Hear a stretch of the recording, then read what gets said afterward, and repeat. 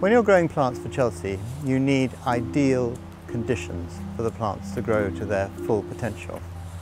Sometimes you're lucky and the weather works for you, but more often than not, it doesn't go in your favour, so you have to manipulate the circumstances for those plants.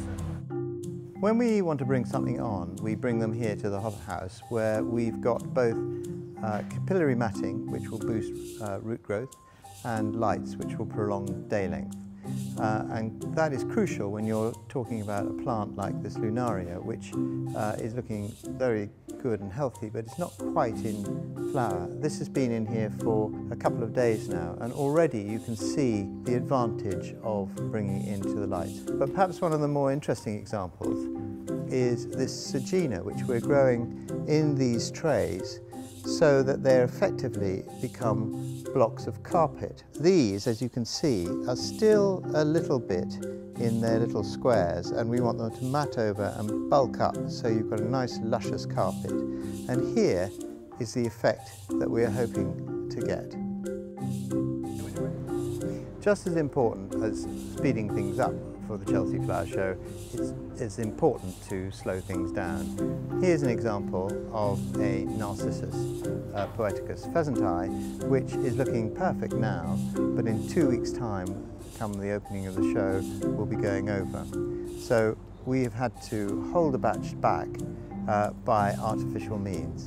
And here we are at the refrigeration unit, where we've got a whole batch which is currently nice and dormant and in bud, and it can stay there for another week before we bring it out, and as soon as it comes out it'll move into flower and be perfect for the show. The only consideration is that we can't leave them in for too long because it's dark in here and they need light to green up.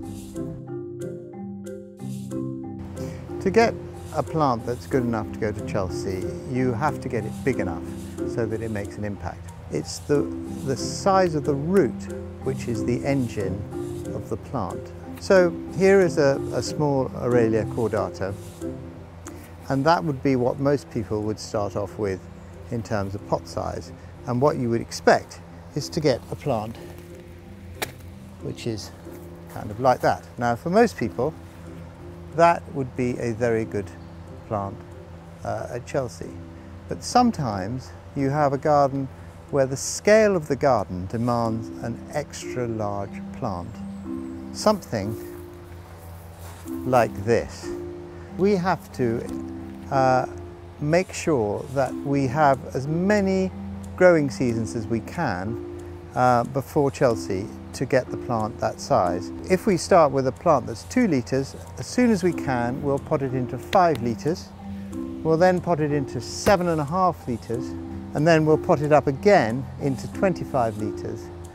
And then, if we've got the root established before the winter, in the spring you'll get a plant that's a colossus like this one.